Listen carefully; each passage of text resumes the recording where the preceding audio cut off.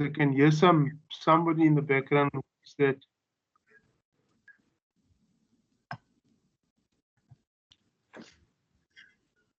Right. Okay. Good evening, Ryan.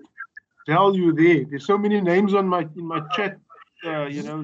Isn't sources it right here. lovely? It is Isn't very that- lovely indeed. Can you see? Okay. Oh my word. Okay, let's see if we can just. Can you mute share? whoever is? Yeah, I'm let me see if I can share. Okay. Oh no, why is that share button not there now?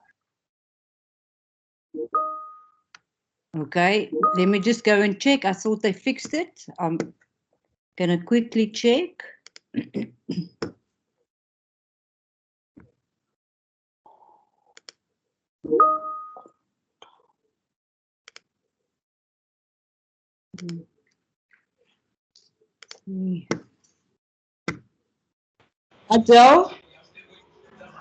Adele, Yes. can you please?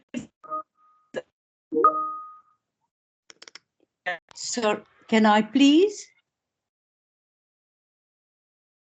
Sorry, Ndima. There's asking how to. I'm quickly going to see if I can fix so that Ryan can share his fix. So I'll be back now.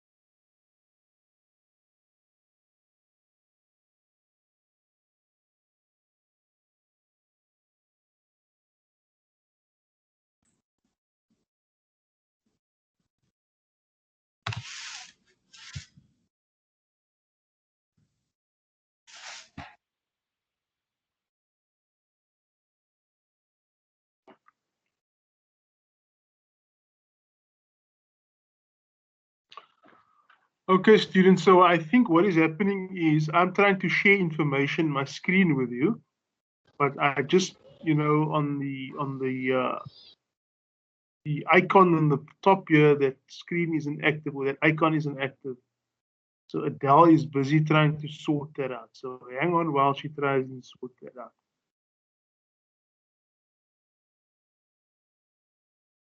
While we're waiting, we can have a chat at least. Yes, let's try and get comfortable with this platform. Yeah, thank you for that. Whoever's posted that. The camera. I think it's Mr. Van Reenen, yeah. There's an icon that looks like a camera. You just press that on the top right there. Thank you for that. Once you switch off your camera icon, and it makes your experience slightly better. It uses more data to use your camera. So, okay, that's fantastic to have you guys. Yes, MRL3702, labor law. We had a good class last week. It wasn't many people that attended, but we had a nice discussion on the subjects of striking striking and locking out, the two, forces in labor law that tries and strike a balance between these two powers, the labor force on the one hand and the employers on the other. And in that discussion, many other things arose, okay, and we started speaking about other things as well. And that is how I would like that, we conduct this class, this online class. It's not going to be me only speaking. I would like to have your input. You are most welcome to ask questions. And the way that you do that, if you wish to say something, either in the form of a question or in the form of, a contribution that you wish to make, then please, raise your hand.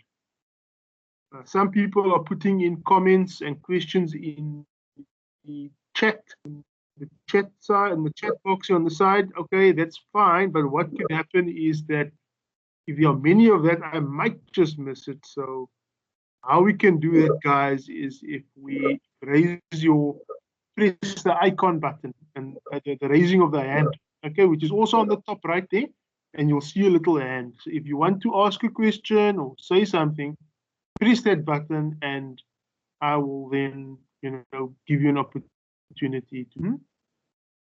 Does everybody understand that? If you understand that, please raise your hand. Okay. I see only a few hands being raised.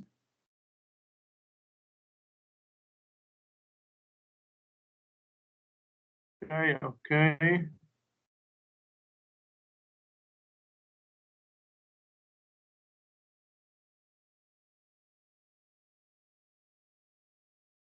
I'm not seeing that many as I would expect to see. I want you all now to press the icon button just to show that you understand what I've said.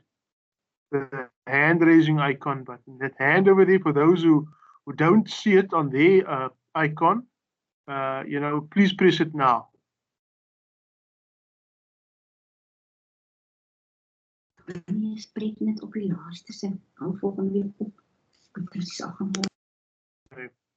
Now, while we wait for my icon to come on, I'm going to just move ahead, guys. And what I think is a good exercise is to always, look at the assignment questions. Yes, look on is that Mr. van Reunen? Okay. So you managed to find the mic button, right? So look, you press the mic button off. Just look along there, you'll see the little bar. You'll see a hand there on the left-hand side. 1, 2, the third icon on the left. You'll see a hand. Do you see it now, Mr. van Reunen? If you do, then press that button.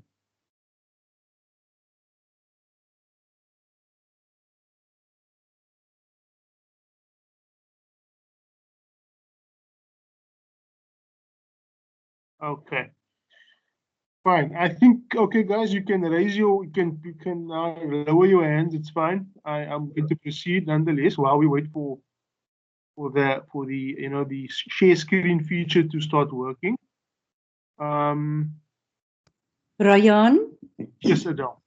Does it not allow you to share yet? No, that icon remains faded. It remains Okay. at the last time. So. Thank you. Okay, I'm working on it. Okay, I'm continuing nonetheless. Okay, students, so let us quickly. Mr. Alum, I just made you a presenter. Try again. Okay. Yes, I see something now. It appears to be there, yeah. Okay, thank you.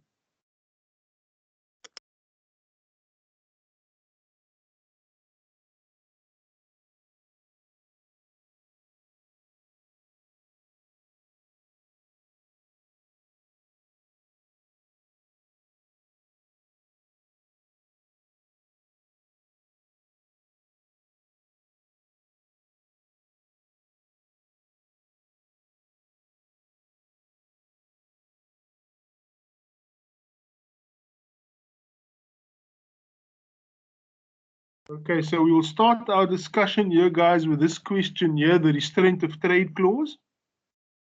Before we get into, following up with our discussion we had last week.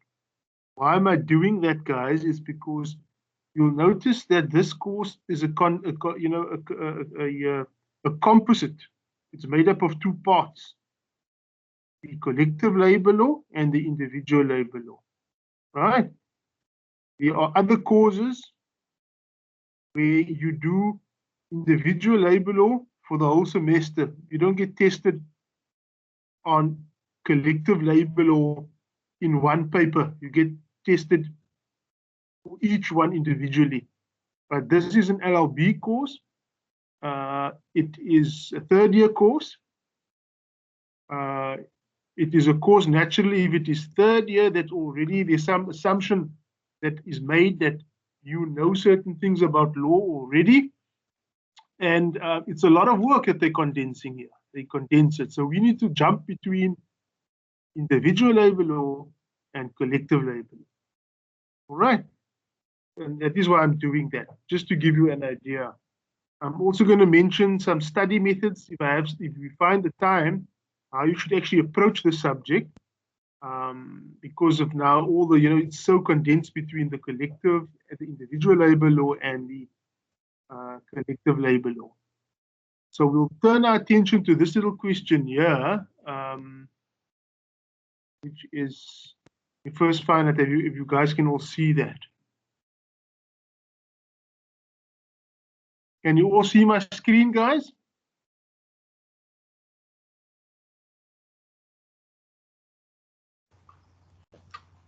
Yes. Okay, good. That's the question paper.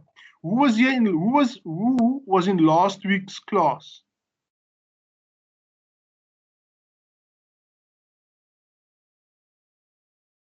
Okay, you were there. That's good. Okay. Shifa, okay. Now, the question this evening we'll start off with is this concept known as, well, last week we spoke about the concept of what is vicarious liability, right? And this evening we'll move on to another concept, the restraint of trade.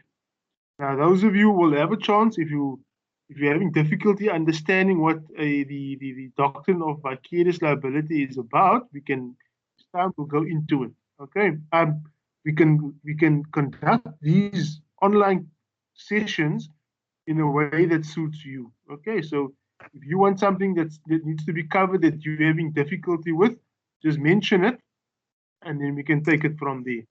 I will cover general things this evening.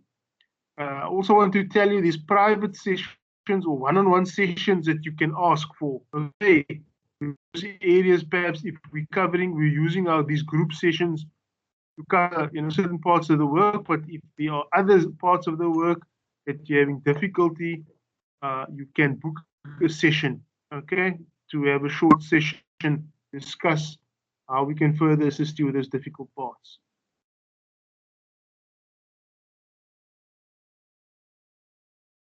Okay, thank you, Ndima, for that. Okay, who's now answered that question? I appreciate that. So, what is this doctrine here of, is it now? Multiple, the restraint of trade clause. Let's go to that. Does anybody have any idea what the restraint of trade clause is? Anybody want to make any comment about that? Try and attempt to perhaps answer it.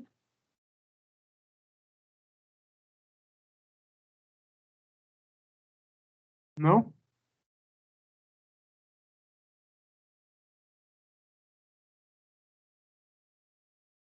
The restraint of trade clause is, it's something that's quite common in many parts of, by many employers to insist that you have a restraint of trade clause. I'm surprised no one has heard about it, but it is essentially a clause in a contract, an employment contract, that says that when you work for me, I will be your employer, but while you work for where you will, you know, you will be coming across certain things in my business, my, you know, my customer base, my, you know, the contact names, the contact details. You will be doing business with them on my behalf as the employer. You'll also be learning certain things in the course and scope of your employment. Right, certain things that perhaps that you would never have known had you hadn't been working there. Okay. I'll give you an example. You work for an ice cream parlor or for a restaurant, makes a famous dish, and you get to work there. You are in the kitchen perhaps, and you learn the recipe there, how it's made. Okay. And you realize, wow, that's wonderful. This is a very good business, how they make this particular dish. I know the whole process, the ingredients and everything. I've been here now for 2 years, and I'm going to leave. I'll start my own business, and I'll be able to, you know, make a mark on this, and I'll be able to do well. Is there anything? Is there something wrong with that? Is there anything unlawful in that? To you know, once you work for somebody, you learn how they run their business. You take all those things, you leave them after a while. You take all those things you've learned, and you start another business, which, you know, by itself will be in competition with your previous employer. Is there anything wrong with it? What's wrong with it, if there is anything?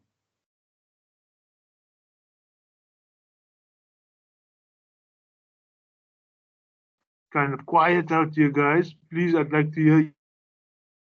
Yes, Khanyo, go ahead.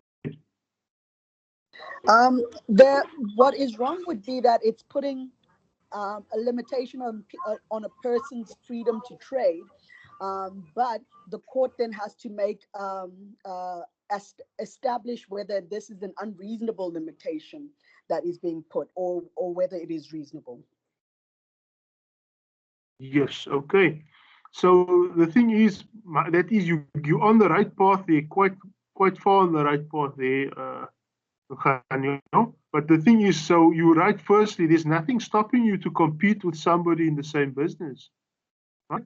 Because it would be competing rights. Yeah, you'll see the first right is that you have the right to carry on a profession or trade or work of your own. No one should be able, in principle, to stop you. That's true. Okay, so these kinds of agreements, are they then lawful? And Lucanio seems to say that, yes, they can be. And I think she's correct. That restraint of trade agreements, which basically restrain you, control you, limit you to carry on business, because it's quite far reaching if you think about it. Your employer telling you, if you leave me, after, you know, whatever, when you leave me, that you're not allowed to compete with me. You can't start another business, or you can't even go and work for another competing employer. Now, that is the effect of a restraint of trade agreement. It's a clause in the agreement that says, I'm not going to compete. And there's an established case. Who knows what the leading case, the first appeal court case on that, where it was the appellate division, as it was then called, confirmed that, yes, it can be allowed. That the restraint of trade agreements are not against public policy. You know, the first question was, is such a thing permitted? You know, to restrain people, to stop people from competing and going to leave somebody and work for the competition. And the court said that in this case, who knows what that case was? Anybody? Magna Alloys versus Ellis, where it was held that, yes, restraint of trade agreements in principle are not against public policy. They are therefore lawful, can be inserted, but as you rightly said, Lucanio, the extent of the agreement must be very clear, that it can't be too harsh. It has to be reasonable. And how do we determine reasonable? What is the standard of reasonableness in our law? reasonableness is measured against, it's an objective test, right? A reasonable person in that position, not a subjective test, how the person felt personally, but the agreement will be measured against what a reasonable person would have to endure. So every case will have to then be judged on its merits, okay? And I can tell you, having done this myself, you know, I'm an attorney by profession, and I've acted both for employees who have been interdicted or the process of to be interdicted. You know, once you leave an employer's, if you sign an agreement with a restraint of trade clause in it, you have to abide by it. Even though you've left the employee, that agreement will still apply.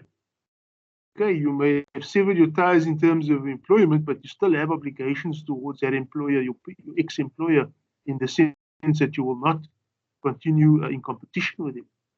All right. So having acted for people, you know, have been working with restraint of trade clauses and then wanting to leave, and then having left, taken up positions, you know, at competitors, competing workers, competing businesses with that of the previous employer, and then having to oppose applications that are being brought against them in court. Because such an application can only be brought in the High Court, and it will all come down to the interpretation of the clause itself. Okay, and I've acted both for employees and also for employers who want to enforce. You know, just before the lockdown, in fact, I had a client who ran a particular business, and one of his employees who had been with him for 5 years had signed these agreements, and we then, once he left. In fact, he didn't leave. In fact, while he was being in the course and duration of his employment, he was in the process of starting a competitive business against his employer while being employed. And this came to the notice of my client, being the employer. And we were now strategizing as to how we would stop this. Right. And we did succeed, you know, not without much difficulty. So the court found that the clause was valid. It was reasonable, because that is the test. You know, it will be valid, but it must be reasonable. It can't be too harsh. Okay, he was told that he couldn't compete with my client up to a year within the, you know, the central business district of Cape Town, up to 50 kilometers or something like that. So it's not like he can't trade, but it's just that he must not compete within an area of 50 kilometers of the city center of Cape Town, as an example. Does you have a question? Mohammed.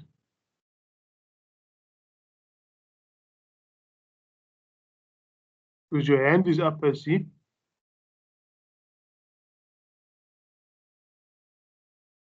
No response from Mohammed there. It's fine. So, yes, so that is how the courts will look at it. Now, we need to ask ourselves, that question is asking you to explain what the restraint of trade agreement is.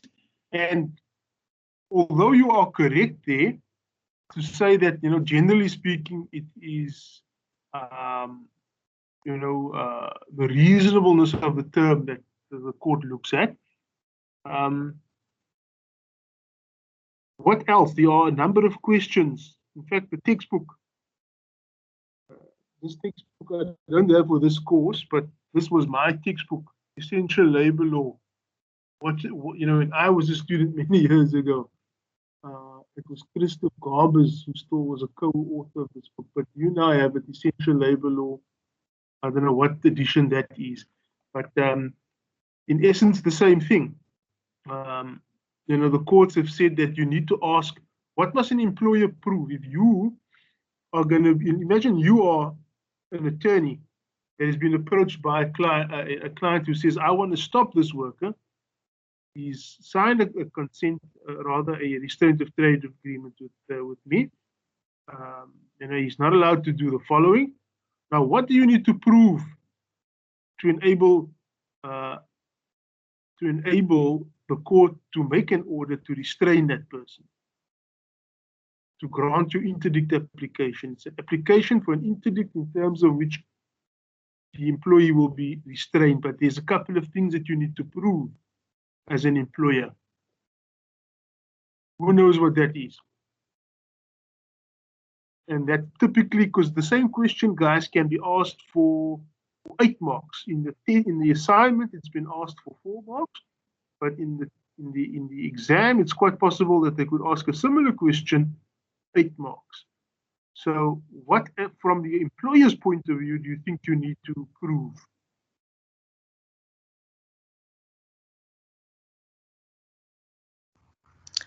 I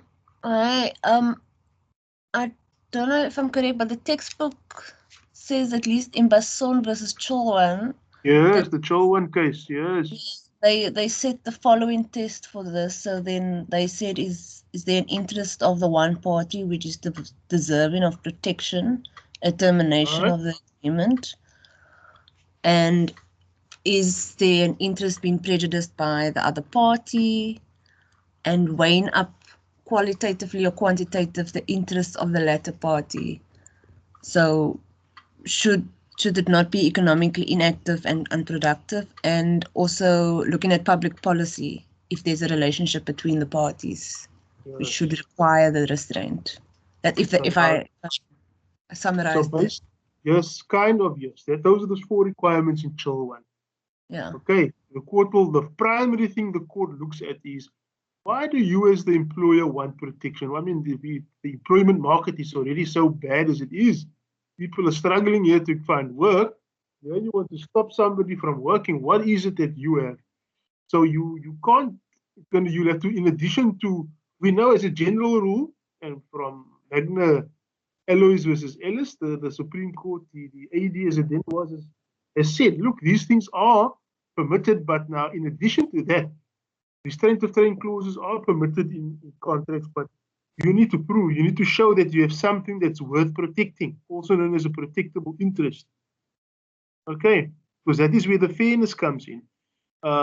If you have worked long and hard to build a business, and there's things that you need to protect, because the law says that is what a protectable interest is, something that you worked hard for. It is worth something that could very well be the core of your business, that is worthy of protection. Okay, so it can be many things. There's case law to say that it could be the database of clients, a contact book, list of telephone numbers and email addresses possibly. Okay, which the employee would never have gotten. So if you feel that your business will be in threat because of it, that would be a prejudice, the second requirement now. So number 1, your protectable interest. I've got a business to protect. I've worked so long to establish it. Along comes somebody who supposedly works for me. It's their duty under common law to serve me faithfully and to carry out instructions diligently and in good faith, okay, and honestly. Because when you do that to your employer, the assumption is now that you're acting dishonestly. Right? You're taking something that doesn't really belong to you, it belongs to somebody else.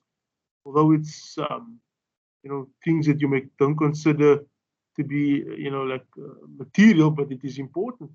All the customers that you built up, so sometimes the gray area is where what would be considered now protectable interest. But protectable interest as a mark is basically something valuable to the employer, which he needs to run his business and has run his business on.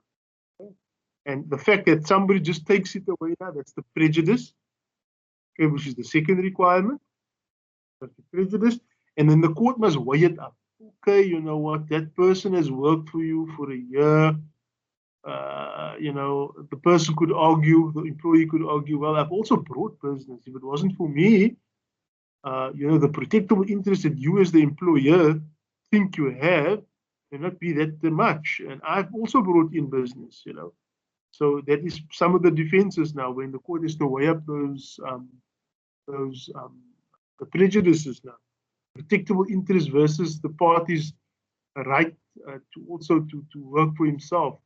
So many times when these things are hotly contested in court, the parties often come to an agreement as to how far they will go. Okay, how far they will go with you know, the enforcement of the agreement. So sometimes you sign an agreement that, you know, for a year you won't be doing business within a certain area or in a certain, you know, sector of work. You know, they can sometimes come to an agreement that, okay, let's make it 6 months. You know, that I'll be restrained and won't do this and won't do that. And that is the way to go. The courts many times take a pragmatic approach to the whole thing and say, well, you know, you're really in a market where, you know, employment opportunities are not so, you know, are not there's not many of them really. You know, employment is a problem in terms of the scarcity of it, and it encourages the parties to come to an agreement with restraint of trade. Okay, but it is still nonetheless dangerous for, I mean, something that you must consider. Dangerous in that you don't want to be taken to court and interdicted. All right. Are there any questions on that? Yes, I want to know, is this specific? Yes, Turtle. Is this specifically when you sign a contract? You have to sign a contract and it has to be a clause within a contract. So it's not something that maybe you just informally agreed upon in a verbal contract and then, yeah, I don't know if you understand my question. No, absolutely valid question. Absolutely. Because by common law, you're supposed to serve your employee, your employer. As an employee, you must serve your employer diligently, honestly, in good faith, right? So there is cases to say that that is implied there that you will also compete with me as an employer. But having said that, it is very difficult to prove things. Okay. Mm-hmm.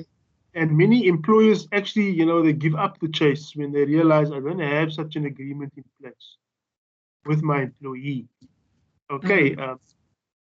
And then it's more of desperation in the end when they see the employee has gone that far. So I would say to you that it is implied, even in the absence of a written agreement, one could use an implied term. In other words, it's a term that will apply unless the parties have agreed otherwise. Right? Yeah. It's not an essential term, but it would be extremely difficult. Well, not extremely, depending on the facts of every case, but it's difficult to prove. Yeah. So, because the other factor is, of course, the employee's right to practice his trade and occupation, and you know, to be active in the economy. So you can't stop people generally also. So you could be a difficult case. Not impossible, but difficult. And right, and how common is this clause? Should employers, is it something they must consider quite strongly, depending on the trade and depending on the trade that you are? Yes, of course. Yes, of course. Especially depending on the job spec, right? You can't actually, I would say it would be nonsensical to insist that a laborer or a shelf packer, you know, sign a restraint. Okay. Right? Because, I mean, that would be really counterproductive. I don't think a court would weigh up the protectable interest factor, you know. Okay. So the more senior the employee, the more likely, you know, you would want him to sign an agreement. And of course, you must have the protectable interest as the employer. You must show that, look, I've got business secrets, you know, okay. I've got this, and that is what the main thing, okay? Okay, I understand. Okay. Thank you. Mr. Van Renen, no problem. You're welcome. Any other questions, Mr. Van Renen? Your hand is up.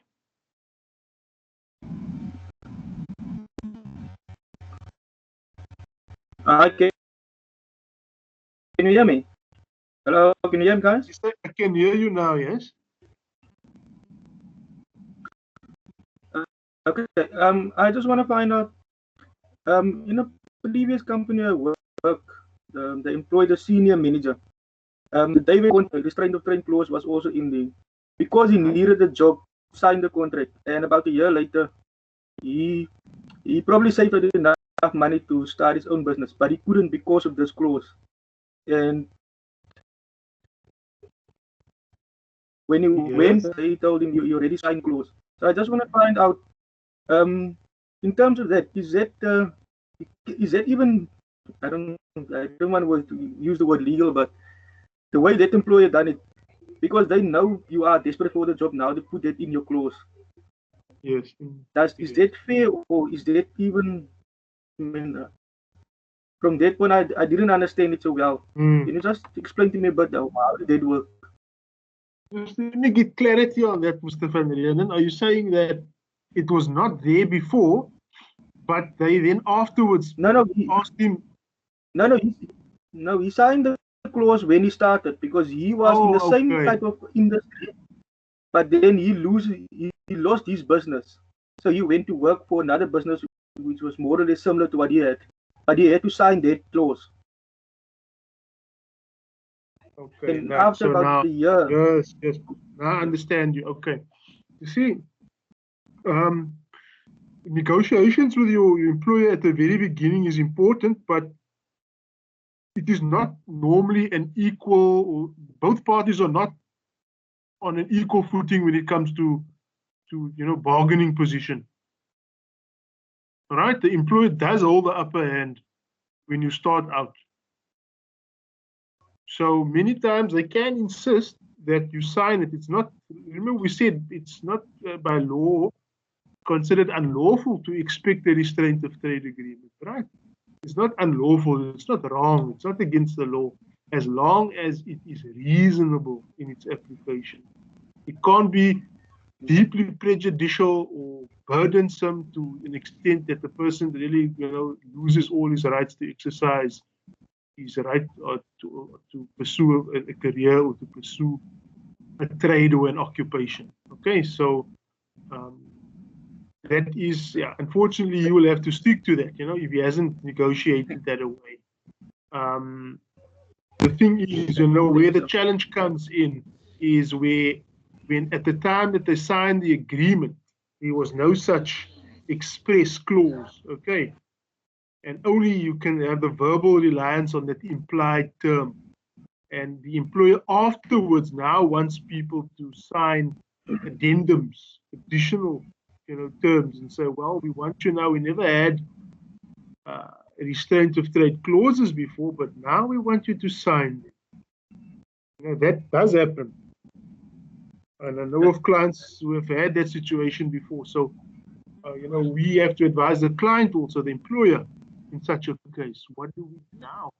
We need people. I need people to have restraints in place, because it's a sensitive business. They perhaps the financial advisors or portfolio managers and stuff. So now, they see that their workers are coming across sensitive information, right? But there's no formal restraint of trade in place. What can they do in such a case, eh? Okay, thank you, sir. No problem. So, but coming back to that question, what do you think you can do now if you are in the employer's position?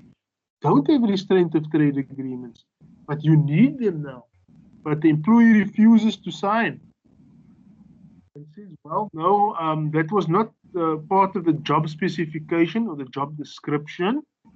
And the employer may not unilaterally alter the terms of an agreement. So what can you do now as an employer? But yet you need that protection as an employer, because you see your employees coming into into contact with sensitive information of your business. What can you do? Do you just have a problem now? What can you do as an employer? Anyone?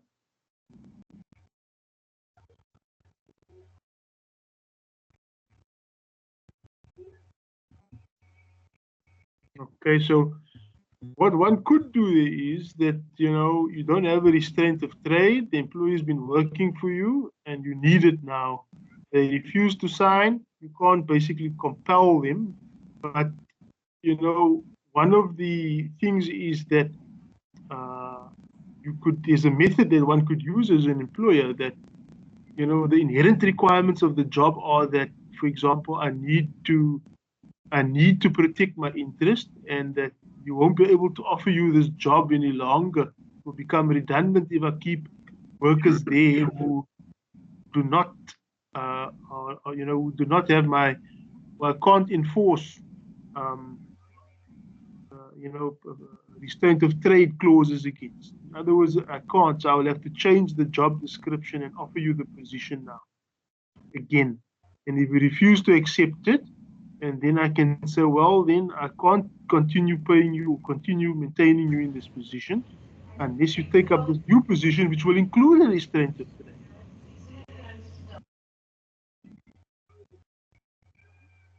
And that is, you know, one way of possibly dealing with the situation. But the employer will have to prove that the requirements of the job have changed. Okay, that the position now requires someone, an employee with a restraint of trade, and the employee needs to offer it to the employee like that. And if the employee refuses, then there's ways that we can then change it and possibly take steps to remove the employee. Okay. Any further questions? Okay, what is on your screen right now?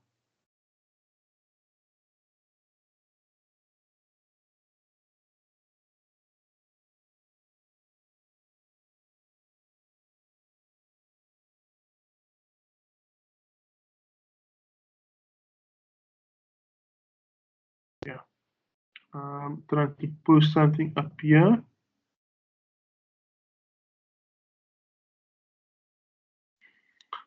Then another thing on the individual labor law side.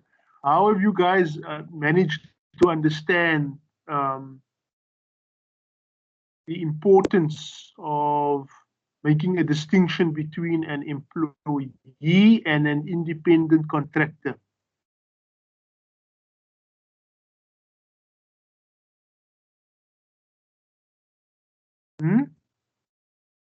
Is there, have you guys, you should have covered that by now. That's why I'm just checking with you if you've all understood that. So let's just work on this little question now quickly.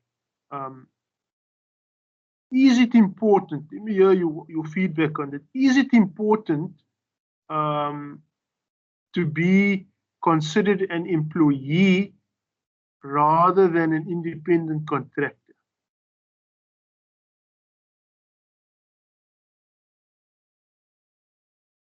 in the workplace? I'll repeat that question. Is it important to be considered and classified as an employee rather than an independent contractor? Okay, hold on there, if is.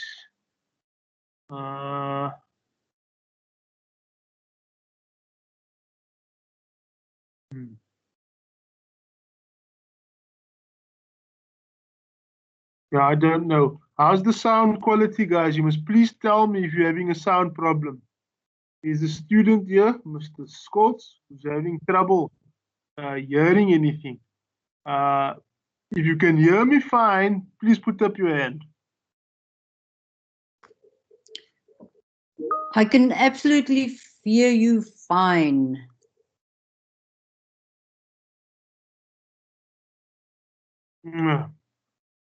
Okay, Mr. Scholz, I don't know, man. You seem to be one of the. Okay, then. Perhaps what you could do, you know, what I could suggest you do is maybe you log out, leave the meeting, and then join it immediately again. And you mute your mic before you enter. Try that. Maybe someone can perhaps just send him a message. And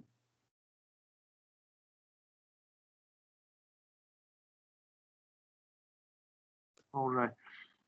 So we're coming back to how important it is to This question will be coming up in the exam. It's, with UNISA and, the way they present material to many students or, to students, they have to focus on core areas in every subject, in every legal subject. Okay. So, for example, who has done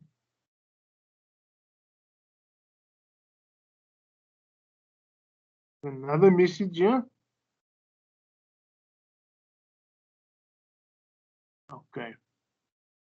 Adele, that's a student asking indirectly if they're going to be recording these sessions. I believe these sessions are recorded. Perhaps you can tell them how they can get it later on. Okay, we are busy uploading the recordings at the moment. So I think these recordings should be available after the weekend. Since the start of your sessions, all the recordings should be available after this weekend. Fantastic. Okay. You got that, Mr. Scholz?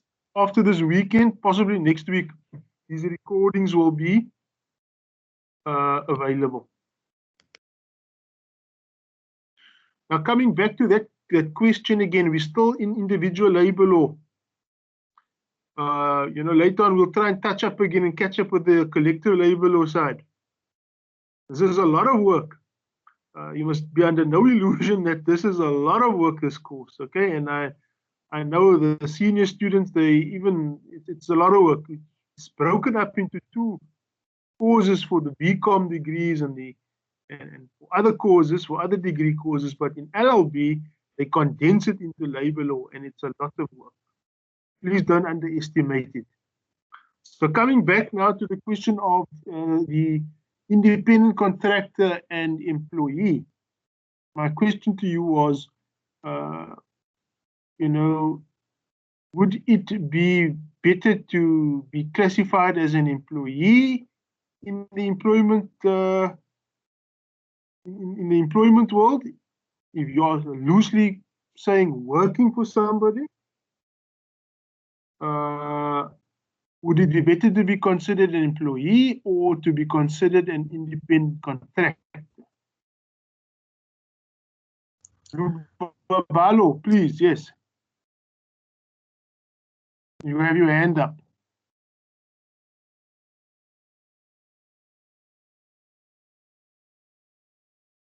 No, I forgot to lower my hand when I raised it. Okay.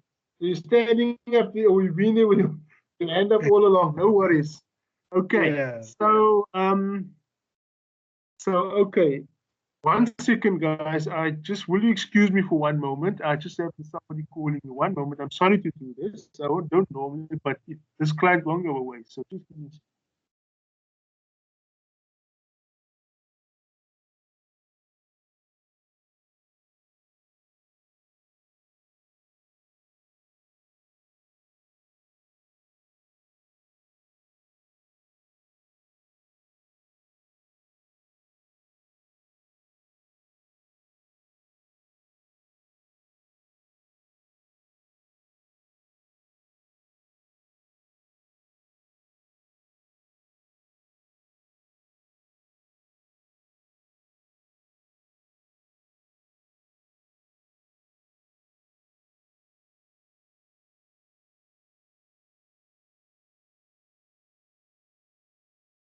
Back, guys, thank you for that. I'm sorry about that, but it's how it goes. So who's going to make a comment on that? The importance of being considered an employee or an independent contractor? What's the difference really between the two? Hello, sir. Yes, please go ahead. Oh, okay. Sorry, I'm not really sure if I'm on the right path, but is an independent contractor not just more free in the sense that they are able to take on other jobs and they're not necessarily under a full employment contract, having to stay for a set amount of time or give a notice to leave? Am I on the right path there? You are on the right path, yes. Just remember Okay. from common law, I'll give you just a small start and then you can make further comments on this. They even gave it very specific Latin terms for this type of contract, these type of contracts. And I know Mr. Garbers in that textbook goes, he mentions the common law discussion on the employment contract in detail. The locatio conductio operarum and the locatio conductio operis. Does it sound familiar? You must have seen it there in the introductory chapters. Honestly, I can't remember, but I'm sure I have. Yeah, no. Yeah. But basically, under the common law, the Roman Dutch Yes. law. Okay, this is where the term comes from. Locatio conductio operis, that is the contract to do a specific thing, to deliver service of a specific thing. Okay. So that would be how we would classify the independent contractor. Someone who is contracted to do a specific piece of work, and then that's it. Thank you. I want you to paint my house. Thank you. I want you to perform that operation. How much is it? Thank you. After you've done it. Okay. Specific thing. The locatio conductio operarum, that is the contract of service, where you generally conduct services. Okay, so that is it's like what we consider now as a normal employee, as we understand it. And there's other things you mentioned are the side things like, yes, there's like independence. You're not bound as an employee as we understand it is bound. You have fixed hours, etc., etc. Yes, so sometimes it may be very clear who an independent contractor is. Okay, and it can be very clear as to who an employee is. At times, however, it is very difficult to make that distinction. All right. Okay. And yes, Dana. Thank you. Dana Moster. Yes. Yes. Was it you? Okay. Now, Thank you. moving on now, why is it like a big deal to be considered an employee? Or, I mean, does it really matter? Kurzel's going to say something? Yes. So what, I mean, this is not just my idea, because I know that an employee is defined in the Labor Relations Act, right? So it is, if it's defined, what I can get from it, if it's in legislation, then at least you're protected by legislation as an employee, what an employee does, where independent contractor is not then protected by legislation. I mean, I don't know if it is, but I mean, I'm sure that, I mean, I think that from what I can remember from what I read and studied, so. Oh, absolutely. That is it on the button there. It's a major deal. It's a major deal. Just think about it. If you are considered an employee, under law, as an employee, now all the labor legislation at your service, and you are now like under this canopy of labor law, and if you're considered an employee as understood, then you get major protection. What kind of protection do you get? And that will then form the basis for your following chapters that we need to cover. Your basic conditions of employment. So you fall under that. So you get protected in terms of the hours that you need to work, the very basic conditions. All these things fall, you can rely on this as protection under the law, labor laws. And what are, before we go into that, let's just quickly mention when we speak of labor laws, can someone at least mention to me now, what are the most important labor laws? Give me at least like 4 major and important labor laws.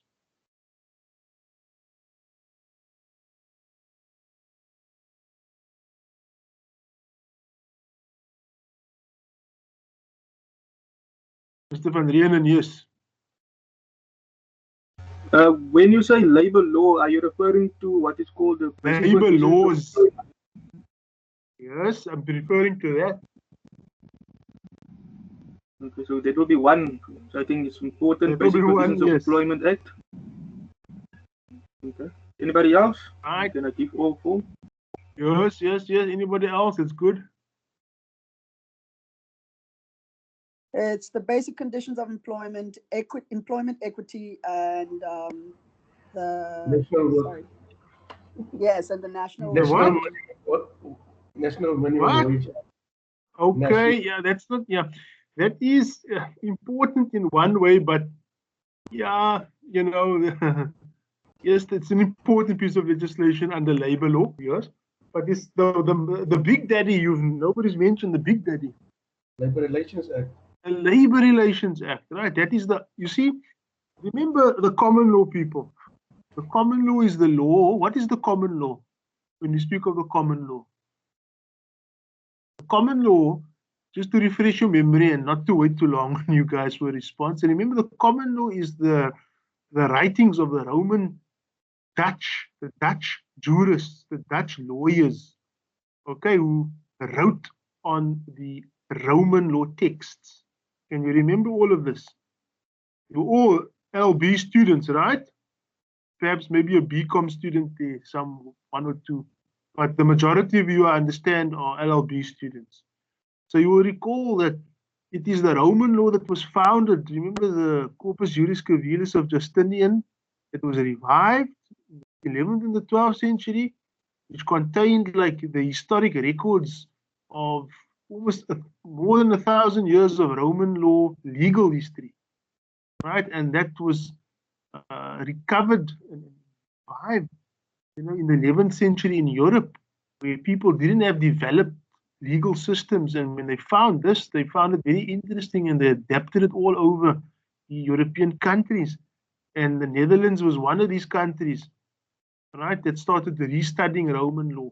And their lawyers or their jurists started writing details on it and expanding on it and started adapting it in their own countries. And that is the Roman Dutch law. And that came here through colonization, and that it became part of our law. So now the Roman Dutch law, that is the common law. And the Roman Dutch law, there was the concept, I already told you, a Latin term. There are two Latin terms, the locatio conductio operis and the locatio conductio operarum. All right, the independent contractor contract and the employee contract. So those things were pretty much our law. And until, you know, we had our own parliament here from 1910, also, you know, did bring in labor laws, but those labor laws favored only a few and was not based on equality and dignity, right? And that was kind of almost repealed. Repealed means done away with when the Constitution came about, and it introduced all these new laws, which basically were drafted in line with the values of the Constitution, right? With a new understanding of how we look at people. That people are there's no inequality. There's not only just one group in this country, there's many groups, right? And they're all considered to be equal before the law. And the laws, these modern laws, the Labor Relations Act, the Basic Conditions of Employment Act, you'll see they all come out in the early 1990s, just with the Constitution and after the Constitution. All right? To give effect to the constitutional you know, vision and the constitutional values. So the Labor Relations Act was a major act because one of the things that the new government, you know, when it was taking over from the previous government, was concerned about many things. And the rights of the employee was at the forefront. Who knows, who's heard of an organization called NEDLAC? NEDLAC. It's not a baby milk, you know, NEDLAC, NEDLAC.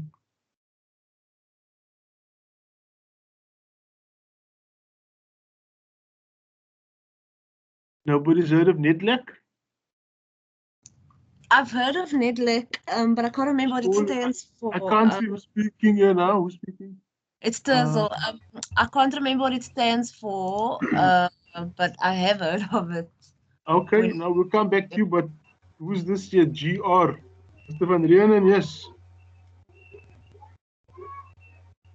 You were saying something? Wanted to say? No, it's fine. Oh, okay. I Let's lost track of you guys when you guys were saying what's the 4 main points of the yes. 4 main labor acts. I lost connection here somewhere. Oh, you lost your connection. Yes, we've Yes, spoken can you quite just a bit repeat since that for me, then, please? but now we mentioned that the most important law, labor law piece of legislation is the Labor Relations Act. And we need to understand why these laws are so important, right? Because they are post-constitutional or post-era, post-apartheid era legislation that is in line with the values of the Constitution, right? And you therefore need to understand it. And the right of employees are at the forefront. You know, employees have what we call, there you go, the National Economic Development and Labor Council. Thank you. To Eugenio, yes. I like that. While you're talking to me, you guys are probably doing searches on Google and doing your work. That's good. That is how we should work, you know. You can see what you can follow the point. So NETLAC, it's an important organization between, you know, government and organized labor. Right? So important is labor in the country to the economy and everything that government works closely. Remember, government is also an employee. It's not only the government in that capacity, but it is also an employee, and it also has to protect its own employees. So it is a partnership kind of a cooperative between government and organized labor. And this forum needs to, you know, put out policies and devise policy and how the labor market will work. And you know, it's mentioned in the Labor Relations Act as well. Okay, that they should be this working relationship between labor and government, so that we can achieve, you know, one of its ideals is financial freedom and financial and job security, and, you know, to won't realize all the other good values in the Constitution if we don't have the job market sorted out. So all these laws are important. So now if you're an employee, coming back to the main point, if you're an employee, you have all these rights. The right, for example, not to be unfairly dismissed. It's a major right. You know, many people, and here's an exercise, you know, I want to quickly run by you. Your contract that you have with your employer says that either party may give 30 days notice to terminate the contract. Okay, so you've been working for your employer for 5 years or whatever. And one day the employer says to you, look, thank you. Here is your notice. You need to be at, you know, your last day will be at the end of the month, and we'll pay you what we owe you.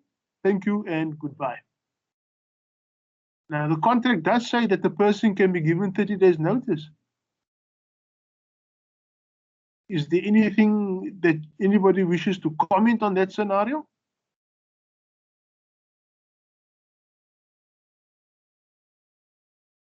Is the employer doing the right thing there? It's exercising its right in terms of a written contract that says there, well, I can give you 30 days notice. That was you.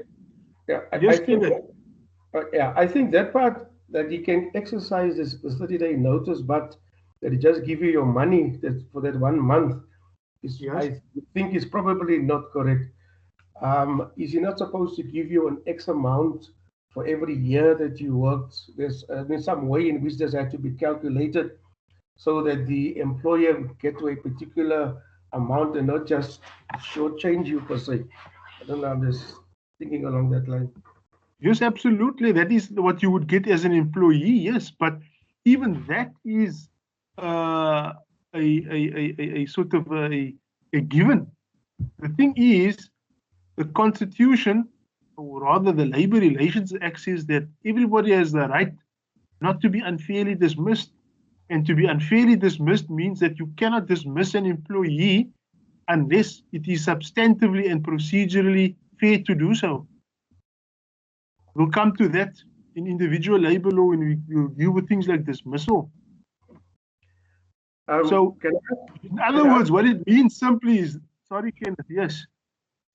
Yeah, I was going to ask. So for example, if it is this employer, then just not dismiss the employee directly, but for example, say, I'm going to retrench you, and you will only get your 1 month's salary, and you've maybe been working for that company, let's say for 9 years, but now there are no real reasons maybe to retrench the employee, but the employer goes that route because I don't know, for a lack of words, simply because he can. Isn't that some form of unfair practice? It's what I would call, and what the law calls, an unfair dismissal. The thing is, the mere fact that in the contract, an employment contract says that one party may give the other party notice, it is only on the premise, on the understanding that it is substantively and procedurally fair to do so. These terms are going to come up a lot, guys. So note it if you haven't already noted it. Substantive fairness means that there must be a good reason. If I just give you notice out of the blue for nothing, what is the reason? And a reason must be based in law. So there's only 3 basic grounds on which an employer can dismiss an employee. Broadly speaking, the LRA speaks of misconduct, incapacity, and operational requirements. Okay, so what you spoke of there sounds a lot like operational requirements. Misconduct, so let's just quickly look at that. So the misconduct means when you do something wrong in the workplace that is governed by so many rules. Misconduct must be clearly, made clear to the employees what misconduct means. Okay, and then only can you dismiss somebody.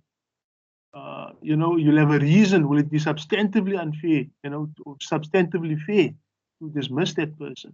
Incapacity means that you are either physically unable or you lack competence to do a particular position. And even so, that may be a reason to do so. Maybe you may be justified in doing it, but the law says no, you have to go through many other ways before you actually truly consider dismissal. Dismissal must be your last resort. What did you do to help the person? Like you say, he can't do the job, but did you give that person training? Or that is the competence incapacity. Or if the person gets sick, he's got a disease or an accident or whatever the case may be, and I can't do that job anymore. Now you're saying, well, you can't do this job anymore. What have you done to alleviate it? Have you offered him a lighter job or job with other options? So these are the kinds of things that you get under the protection that you get under labor laws. Okay, just to give you an example, and we're gonna go into the depth of that. You can get there. So you can't dismiss somebody if it is not substantively fair and procedurally fair. Once you got substantively means fair, meaning a fair must be a legal reason, a reason based in law. And even if you've got a reason to dismiss somebody, you still can't dismiss them unless you follow a fair procedure in dismissal. I'll give you an example. Yes, whoever is F. Who is F? Okay. Francois. Yes.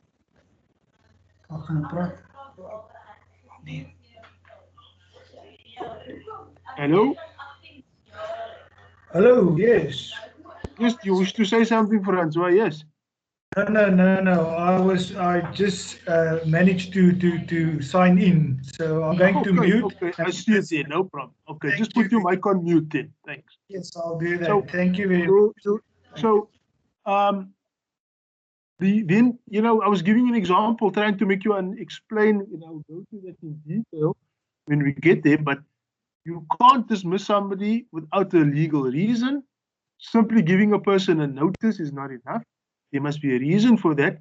And even if you do have a reason, you must follow a fair procedure.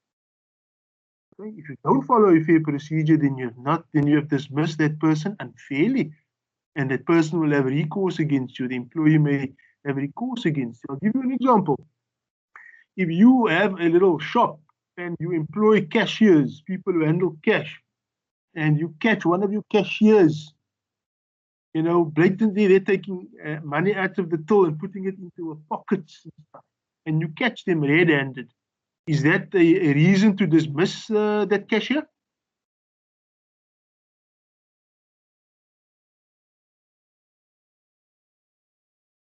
Is that substantive enough reason, a legal reason, a grounds?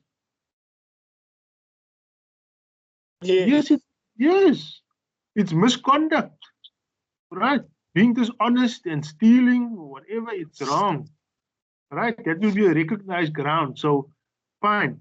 Now you tell the cashier, you smack her and you tell her, get out. I don't want to see you again.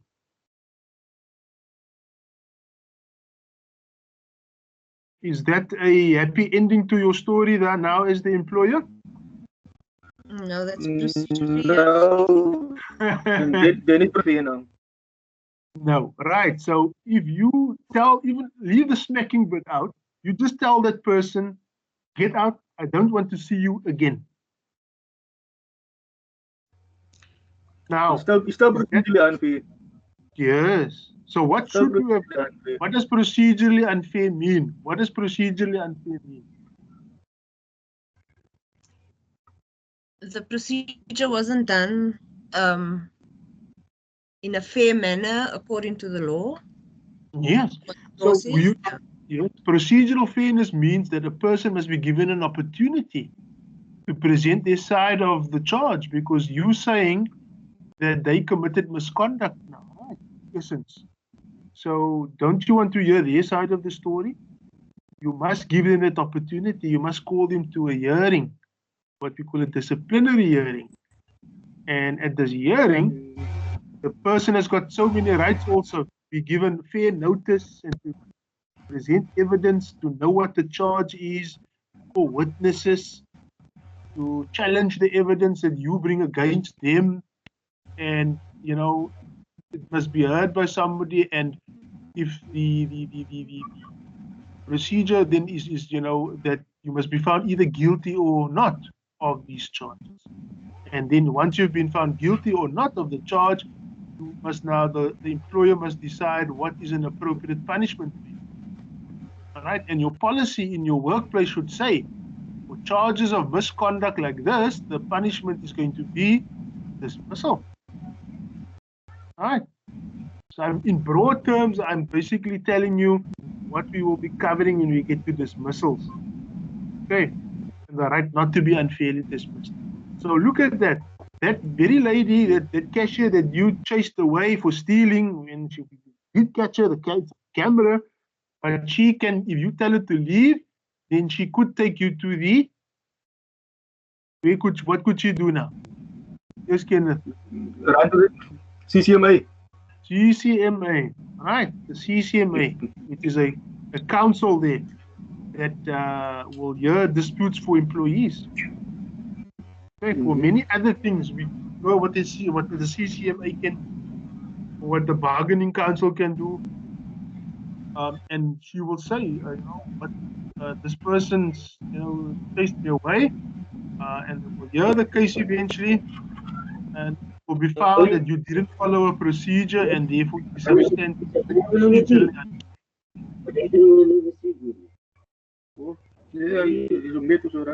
Yes, Kenneth. Yes. I was going to after Kenneth, 1 second, Kenneth. 1 second.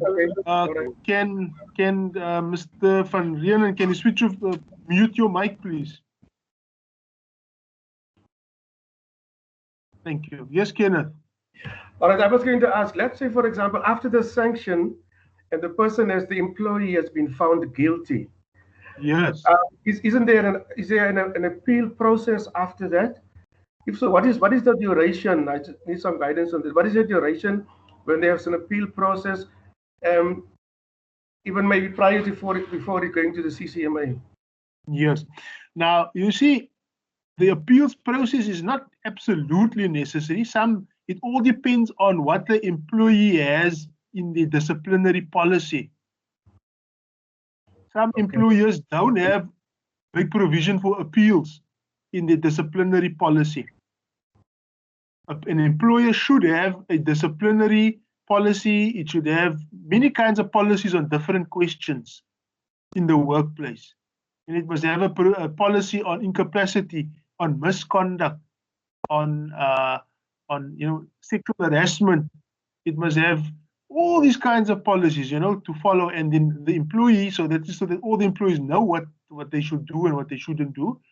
So if your policy doesn't have an appeals process, then you can take it to the CCMA. If it does, however, have an appeals process, then you should follow that appeals process through before you refer it to the CCMA. Some employers, what do you do when an employer doesn't have a policy in place? What then?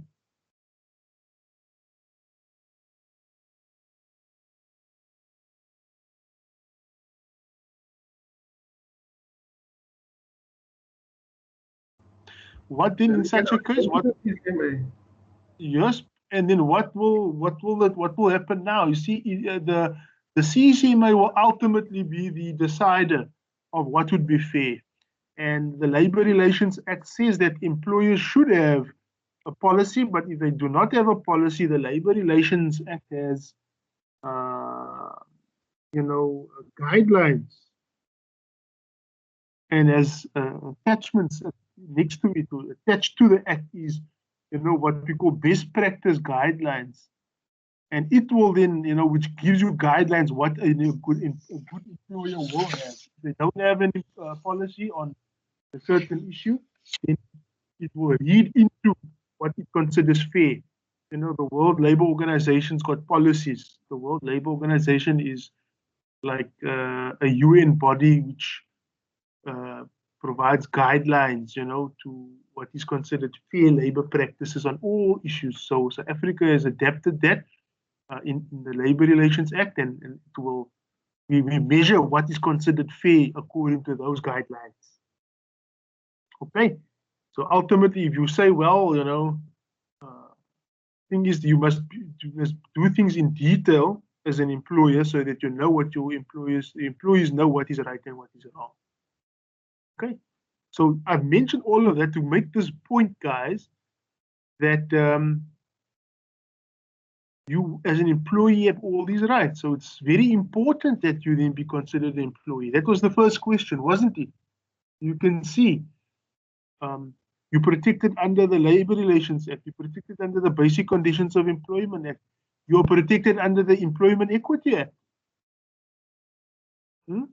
Employment Equity Act, just to give you a taste, if you haven't already read there, protects you from unfair discrimination and also from unfair labor practices. Right? Unfair discrimination. Why must that employee go on training and I don't go on training?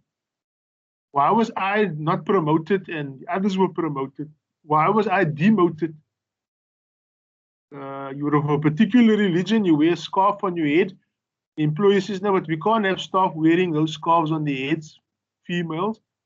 It's a requirement of the job. So can't discriminate. The Employment Equity Act. So while you're employed also, in your employment state, besides the Basic Conditions of Employment Act, which regulates your minimum conditions of the work the conditions that you work under.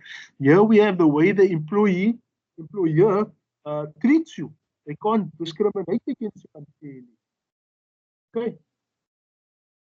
So that is how. So you want to be considered an employee, because if you're not considered, if you want to, right? You really want to. So if you now considered an employee, you get all these wonderful benefits. An independent contractor doesn't get it. He can't go to the CCMA. He can't go to all these, to the labor courts to enforce his right. He has to use the other laws.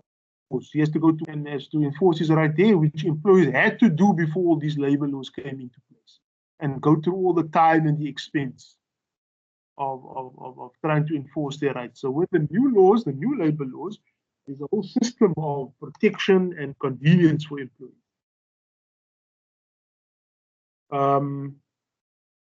Now, employers, if you are an employer, okay, this is what we'll continue with from next week, because I see we're almost at the time now. But employers, I think from the employer's point of view now, gee whiz, I've got all these employees, I can't fire them easily and get rid of them. I can't, if I give the one, I must treat them fairly. It's all nice to hear, but it's costing me a lot of money. I would rather not want to employ somebody in that way. I'd rather want to make them independent contractors.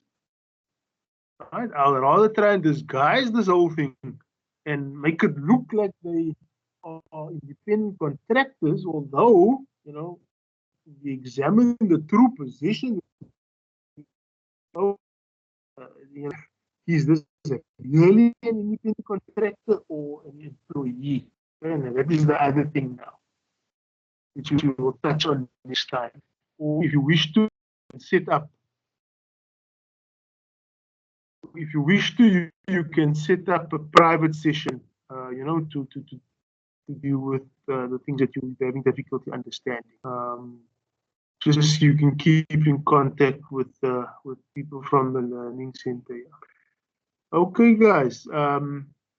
That's the thought I'm going to leave you with for when we can continue next time. If it's so important to be an employee, and clearly we can see it's the benefit, it would sometimes be in the best interest of an employer to make a person an independent contractor rather than employee. Okay, so therefore we come to the next part of the discussion.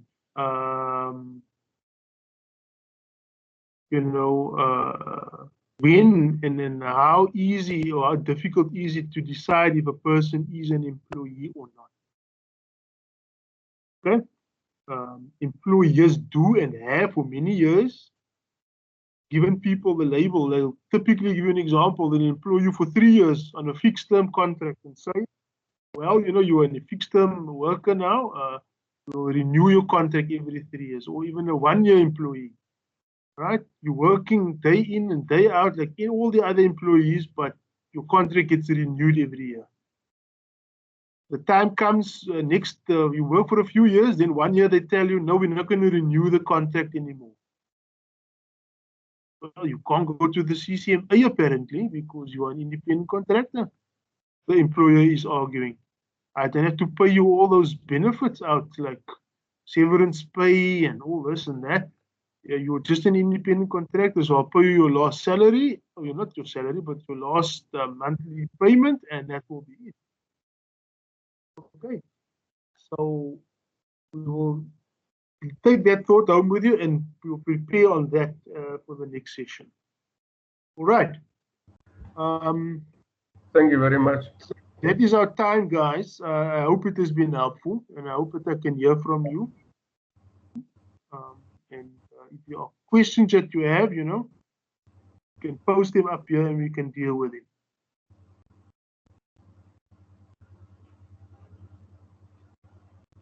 Thank you, Rian. Okay. Thank you. Thank you. Thank you. Pleasure. Before you leave, though, don't forget to sign the register, please. Apparently, there's a register floating around in the chat box, and you must also, there might be a survey that might be sent to you. I don't know.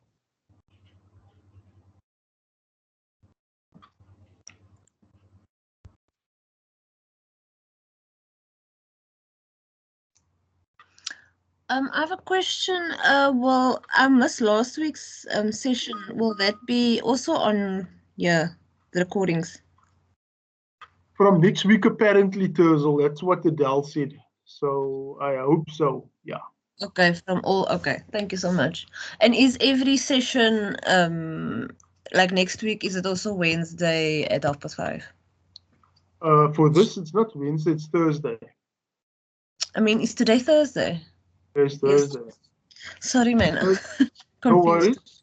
Thursday, but now we're also offering what we call one-on-one sessions. Okay. Over and above these weeklies, you are entitled to, you know, request a session, you know, other than this weekly session now that we have. Do I email you or Adele? Adele, we can, you know, that is, I'm supposed to be set up with an ID address and everything. I don't know how that works exactly, but for now, speak to Adele, yes, or whoever you've been communicating with.